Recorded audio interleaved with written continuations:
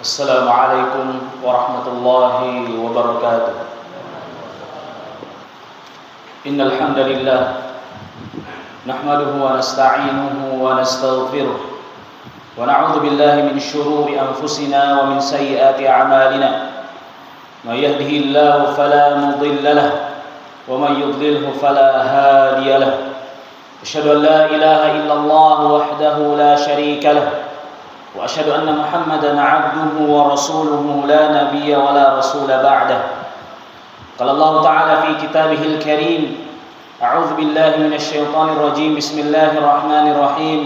يا أيها الذين آمنوا اتقوا الله حق تقاته ولا تموتن إلا وأنتم مسلمون. يا أيها الذين آمنوا اتقوا الله وقولوا قولا سديدا يصلح لكم أعمالكم ويغفر لكم ذنوبكم ومن يطع الله ورسوله فقد فاز فوزا عظيما. وقال رسول الله صلى الله عليه وسلم: اتق الله حيثما كنت وأتبع السيئة الحسنة تمحها وخالق الناس بخلق حسن. Ikhwatal iman, sidang jamaah Jumat yang semoga kita dirahmati Allah Subhanahu wa taala. Alhamdulillah, satu kata yang senantiasa harus membasahi dari setiap bibir kita sebagai ungkapan rasa syukur kita kepada Allah Subhanahu wa taala terhadap nikmat yang luar biasa kepada kita semua, terhadap nikmat hidayah, nikmat iman, nikmat kesadaran imani yang senantiasa berada di dalam pribadi kita semua, kesehatan dan kesempatan untuk senantiasa beribadah kepada Allah Subhanahu wa taala, yang semua nikmat Allah ini tidak dapat kita uangkan saking berharganya. Salam dan salawat tetap kita curahkan kepada Nabiullah Muhammad sallallahu alaihi wasallam sebagai makhluk yang mulia dan dimuliakan Allah Subhanahu wa taala, dan kita pun berkeinginan ketika kita mengikuti sunnah-sunnah Nabi sallallahu alaihi wasallam akan memberikan kemuliaan-kemuliaan kepada kita semua insyaallah. Ikhwatal iman, sidang jamaah Jumat yang semoga kita dirahmati Allah Subhanahu wa taala. Di khutbah Jumat bulan lalu kita telah menyampaikan tentang sikap sabar dalam berdoa kepada Allah, bahwa ijabah atau jawaban dari setiap doa-doa kita, ijabah atau jawaban dari setiap doa-doa kita itu adalah hak dari Allah Subhanahu wa taala. Ada yang dijawabnya cepat, ada yang dijawabnya lambat, atau bahkan ada yang belum dijawab, ditabungkan oleh Allah Subhanahu wa taala di hari kiamat nanti. Tentu muncul sebuah tanda tanya besar terhadap diri kita. Mesti kita tahu dan pahami apa saja sebab-sebab yang bisa menghambat dikabulkannya doa kita. Kita mesti paham dan mengetahui ketika kita berdoa kepada Allah Subhanahu wa taala, apa saja yang menjadi sebab doa kita belum dikabulkan oleh Allah. Boleh jadi saat ini kita berdoa kepada Allah Subhanahu wa taala, namun di samping itu pun kita melakukan hambatan-hambatan untuk dikabulkannya doa kita. Kita mohon kepada Allah, berdoa dengan berharap diberikan jawaban yang cepat oleh Allah, tetapi di samping itu pun kita mengerjakan satu amalan yang justru menghambat jawaban dari doa kita. Ikhwatal iman yang berbahagia, mesti kita tahu dan pahami apa saja yang menjadi penghambat doa kita dikabulkan oleh Allah Subhanahu wa taala, atau sebab-sebab apa saja yang menjadikan doa kita belum dikabulkan oleh Allah Subhanahu wa taala. Ada satu kisah yang luar biasa dari seorang alim dari kalangan tabi'in yang bernama Ibrahim bin Adham. Seorang alim pada waktu itu dikisahkan bahwa Ibrahim bin Adham melewati satu pasar di kota Basrah saat itu. Faqala an-nas lahu, maka kemudian sekelompok jamaah, ya boleh dikata jamaahnya dia, berkata kepada Ibrahim bin Adham. Dia mengatakan, "Ya Aba Ishaq, wahai bapaknya Ishaq. Qala ta'ala ud'uni astajib lakum." Bukankah Allah mengatakan di dalam Al-Qur'an, "Wahai hambaku, berdoalah kepadamu, aku akan ijabah doamu." Wa nahnu nad'u Allah falam yastajibu lana. Akan tetapi kami wahai Ibrahim, kami wahai ustaz, kami wahai ulama, kami berdoa kepada Allah Subhanahu wa taala, falam yastajibu lana. Akan tetapi Allah belum kasih jawaban dari doa kita ini. Jadi Ibrahim bin Adham melewati satu pasar.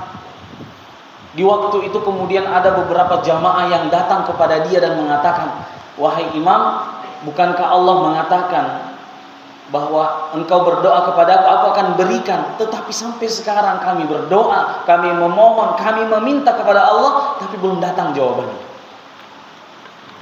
Apa kata Ibrahim bin Adham? Faqal li'anna qulubakum matat bi'ashrati asya.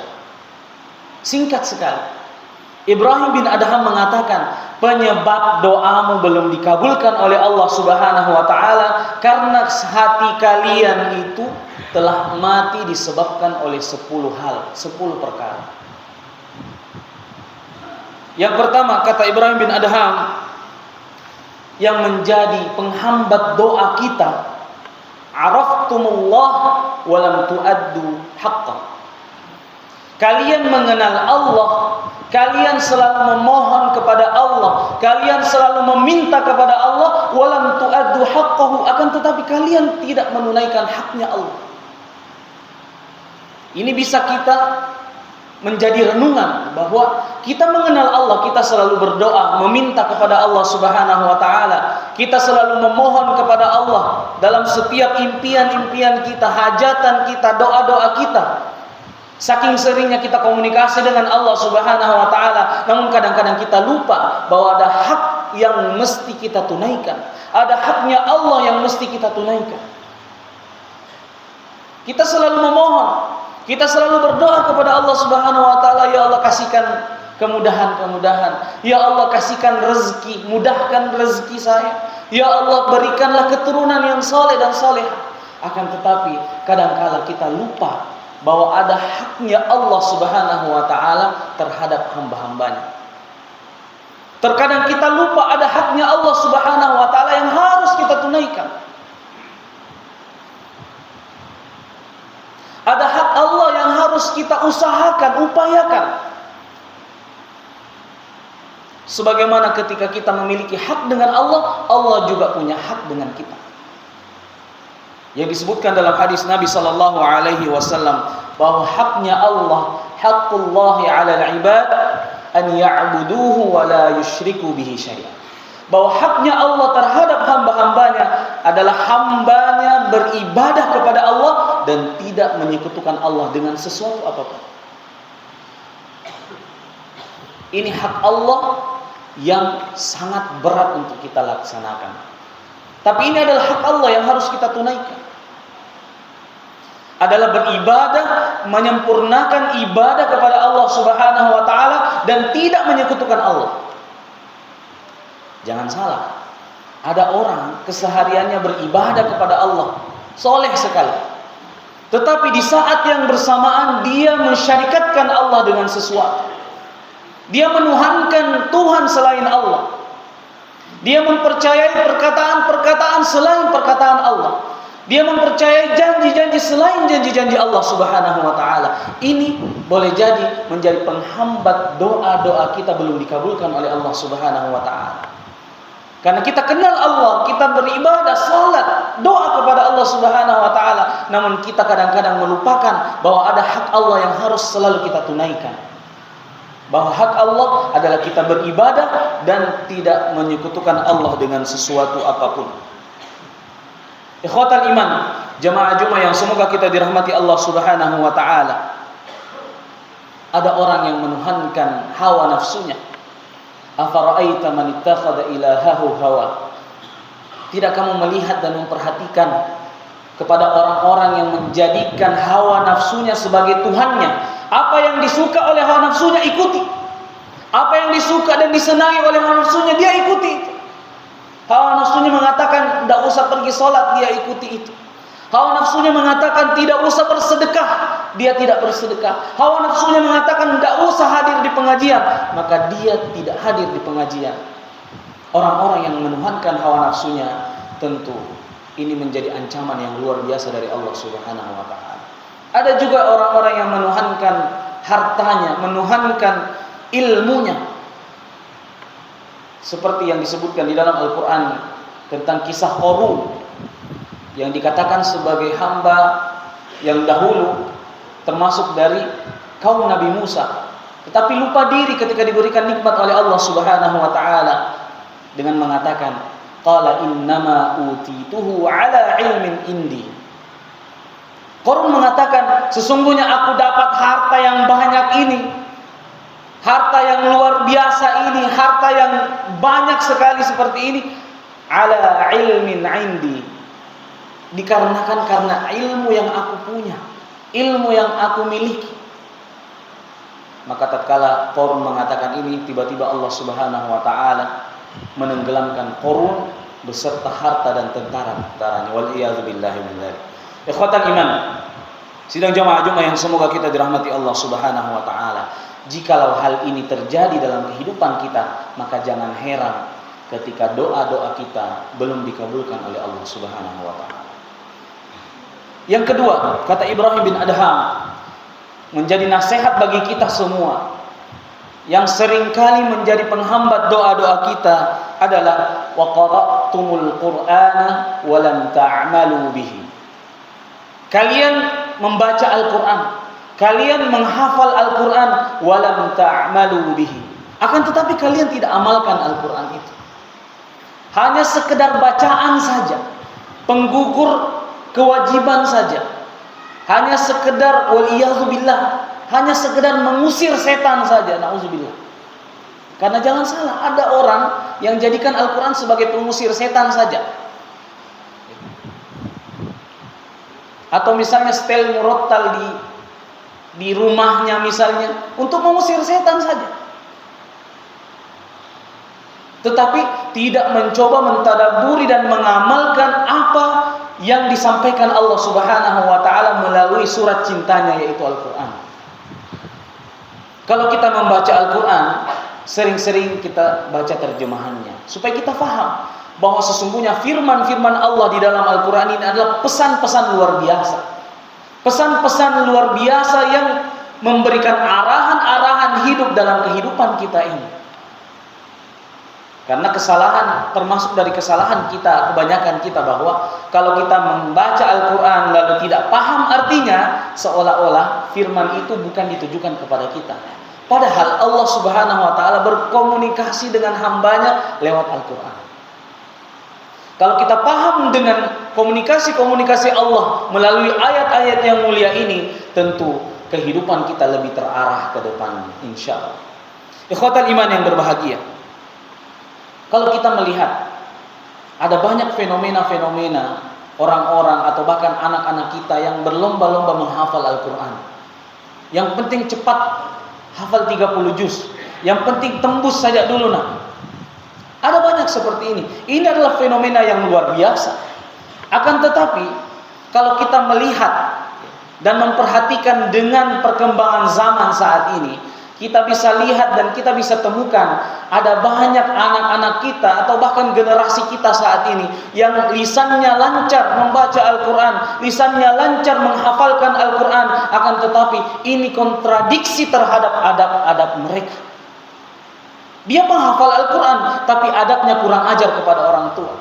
Dia penghafal Al-Quran tapi adabnya kurang ajar terhadap orang yang lebih tua. Dia penghafal Al-Quran tetapi hanya sekedar membasahi bibirnya saja. Al-Quran belum sampai ke hatinya. Makanya tidak heran ketika kita melihat ada banyak penghafal-penghafal Al-Quran yang akhirnya pacaran. Ada banyak penghafal-penghafal Al-Quran yang akhirnya menjalin hubungan dengan lawan jenis yang diharamkan Allah Subhanahu wa taala. Ada banyak yang akhirnya penghafal-penghafal Al-Quran yang hanya sekedar membasahi lisannya dan tidak sampai menyentuh kepada hati mereka semua. Ini menjadi renungan bagi kita semua, bahwa bagaimana Al-Quran yang mulia ini bisa memuliakan kita dan tidak dengan sebaliknya. Karena kata Nabi SAW, Al-Quran hujjatan lak aw alaik. Al-Quran itu bisa menjadi pembela kita atau bahkan menjadi penuntut kita di hari akhirat nanti. Ikhwatal iman yang semoga kita dirahmati Allah Subhanahu wa taala. Boleh jadi keluh kesah Nabi sallallahu alaihi wasallam dahulu itu terjadi saat ini. Nabi sallallahu alaihi wasallam berkata kepada Allah Subhanahu wa taala yang diabadikan di dalam Al-Qur'an, wa qala Rasul, ya Rabbi inna qaumi ittakhadhu hadzal Qur'ana mahjura. Nabi sallallahu alaihi wasallam mengatakan, ya Rabb, ya Allah, ya Tuhanku, sesungguhnya kaumku menjadikan Al-Quran sebagai sesuatu yang ditinggalkan.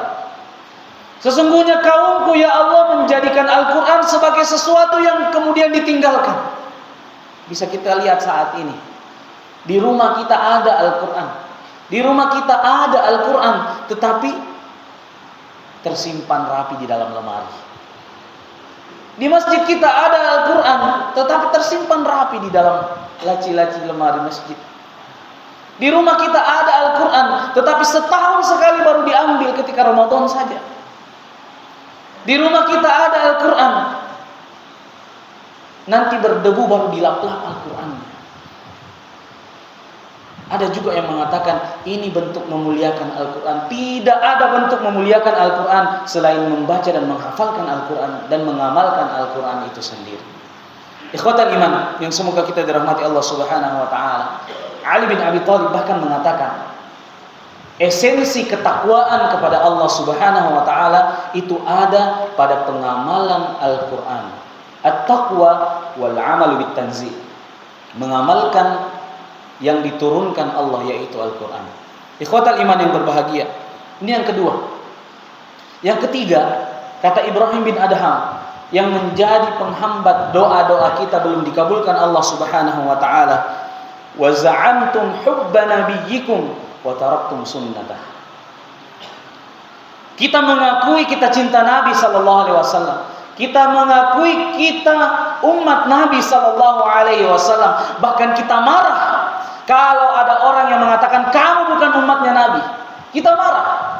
Tetapi di saat yang bersamaan, wa taraktum sunnatah, akan tetapi engkau pula lah yang meninggalkan sunnah-sunnah Nabi sallallahu alaihi wasallam.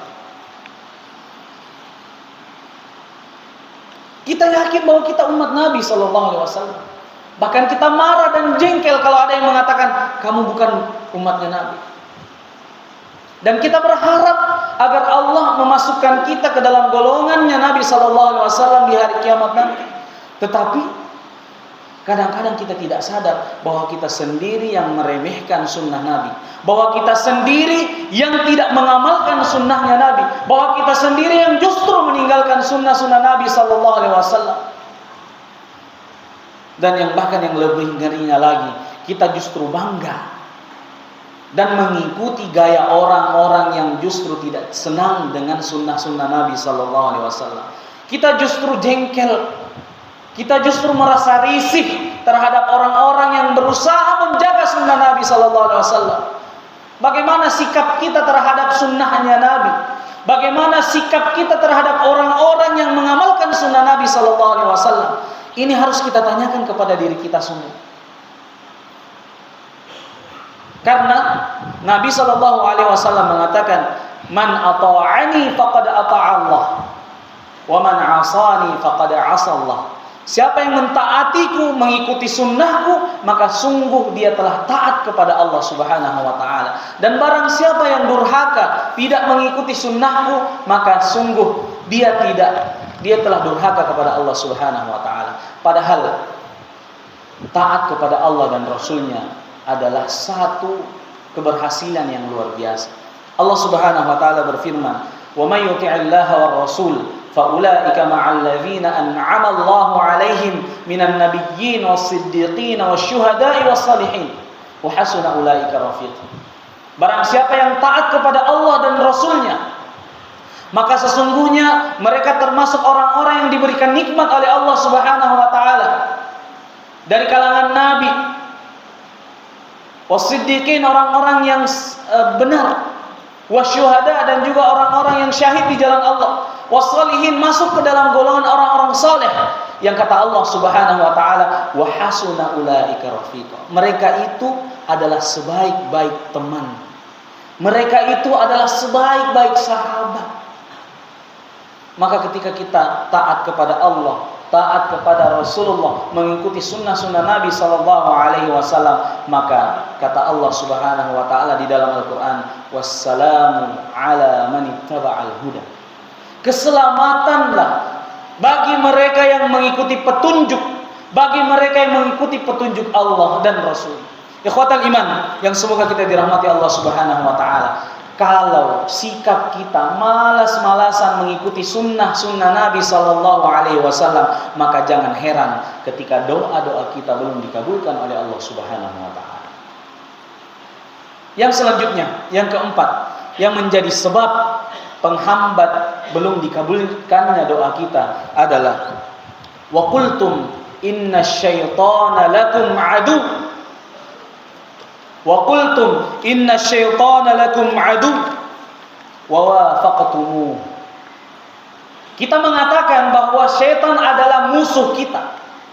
Kita mengatakan bahwa syaitan adalah lawannya kita. Akan tetapi wa wafaqtumuh, akan tetapi engkau berjalan mengikuti petunjuk-petunjuknya syaitan. Akan tetapi engkau setuju dan sependapat dengan bisikan-bisikannya mereka. Jangan salah Pak, syaitan itu atau iblis itu pandai sekali klarifikasi di hadapan Allah. Pandai sekali berklarifikasi di hadapan Allah nanti. Sebagaimana kita tahu bahwa syaitan telah dilaknat oleh Allah Subhanahu wa taala, benar. Allah pun mengatakan syaitan dilaknat oleh Allah. Tetapi ikrarnya syaitan, pengakuannya syaitan, sikapnya syaitan ini di dalam Al-Quran disebutkan la uzayyinanna lahum fil ardi wa la ughwiyannahum ajma'in. Kelak aku akan membuat manusia itu melihat kemaksiatan itu menjadi indah. Wa la ughwiyannahum ajma'in, dan aku akan sesatkan mereka semua. Bahkan ketika orang-orang kafir yang menjadi korbannya syaitan di dunia, dia protes di hadapan Allah Subhanahu wa taala nanti di akhirat dengan mengatakan, ya Allah, saya masuk neraka ini gara-gara syaitan. Saya masuk neraka ini, saya tidak berbuat baik, saya malas melaksanakan salat, saya tidak mengikuti agamamu ya Allah karena ulahnya syaitan ini. Tetapi syaitan mengatakan, sebagaimana disebutkan di dalam Al-Quran, wa qala syaitan lamma qudiyal amr. Syaitan berkata ketika hisab telah ditunaikan, wa qala syaitan lamma qudiyal amr innallaha wa'adakum wa'dal haqq. Syaitan mengatakan kepada orang kafir yang kufur nikmat terhadap Allah Subhanahu wa taala, innallaha wa'adakum wa'dal haqq. Sesungguhnya Allah telah memberikan janji yang benar kepadamu. Syaitan mengatakan kepada orang-orang kafir waktu itu, Allah telah berikan janji benar kepadamu. Wa wa'adtukum fa akhlaftukum. Saya juga kasihkan kamu janji, tapi saya sendiri yang menyalahi janji itu. Wa ma kana li 'alaikum min sultanin illa an da'autukum fastajabtum li. Tidak ada kekuasaanku saat ini, melainkan sekedar aku menjadi sebab engkau menyekutukan Allah. Fastajabtum li, aku menyuruh engkau mensyarikatkan Allah, maka engkau menyambut seruanku. Fala talumuni walumu anfusakum. Kata syaitan waktu itu, jangan kamu ejek diriku, ejek dirimu sendiri. Jangan kamu salahkan aku, salahkan dirimu sendiri, karena siapa suruh ikut.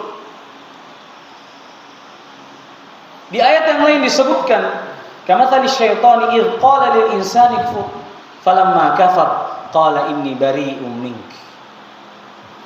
Seperti umpamanya syaitan ketika mengatakan kepada manusia, wahai manusia, kafir kok.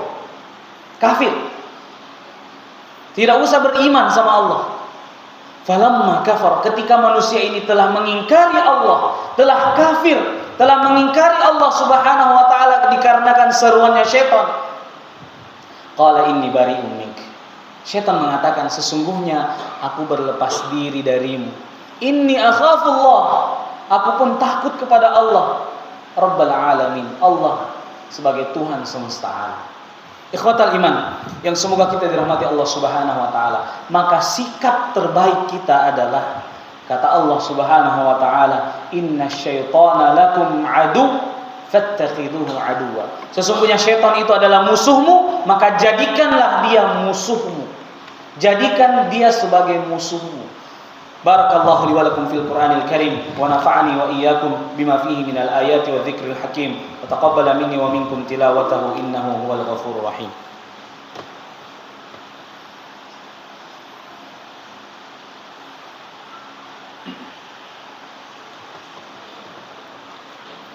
Innal hamdalillah wa inna syukra lillah wa inna tsanaa'a kullahu lillah. Asyhadu an la ilaha illallah wahdahu la syarika lah wa asyhadu anna Muhammadan 'abduhu wa rasuluhu la nabiyya ba'da. Amma ba'd. Inilah 4 nasihat dari Ibrahim bin Adham yang menjadi penghambat doa-doa kita.